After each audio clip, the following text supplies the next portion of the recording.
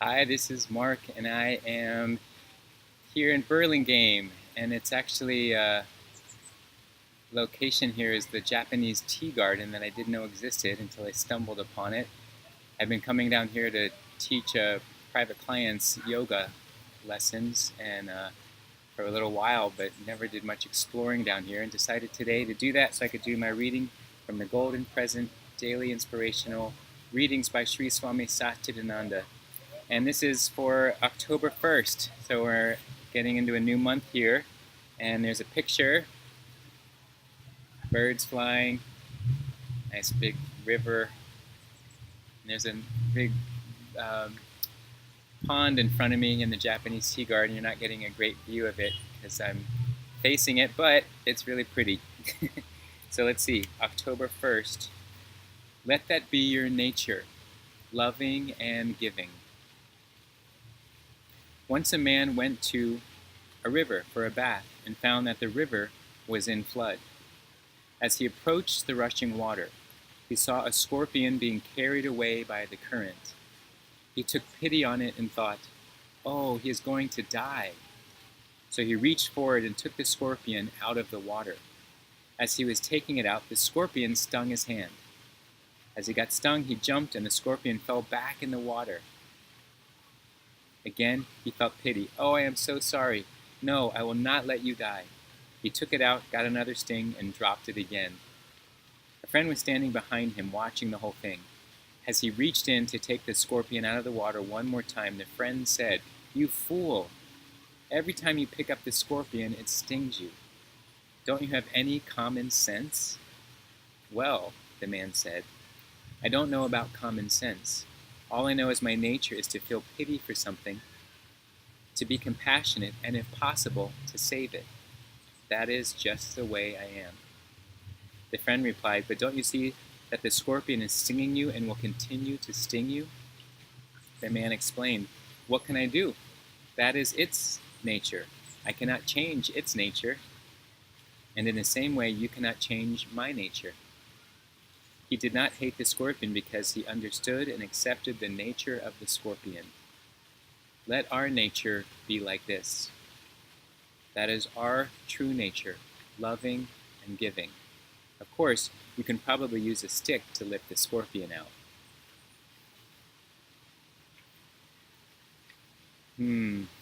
Yeah, so much I feel like we're wanting to change things in order to make them have a better reference that suits our nature. How often are we allowing things to just be what they are and be who they are, but we want to change things around us so that we feel safer, we feel more secure in our limited understanding of how this world and this universe works. So this teaching of being loving and giving, I feel like, is a pretty needed one right now.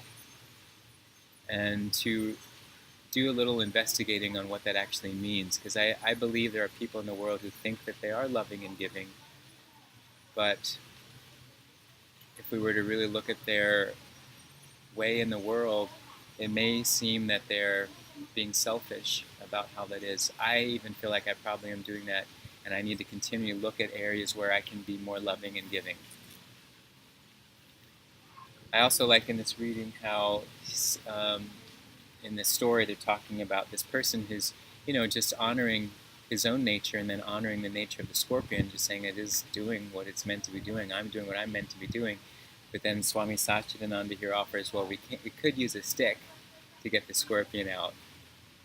And I like that idea that, sometimes we need to update our files a little bit, and there is something we can do that really honors that ahimsa practice, so you're not bringing harm to yourself or others.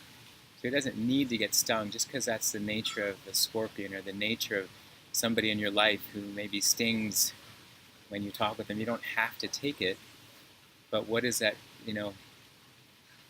can't use a stick on some people, but what can you use that would be that tool to navigate peacefully with them so that you can still accomplish what you feel you need to accomplish within your nature?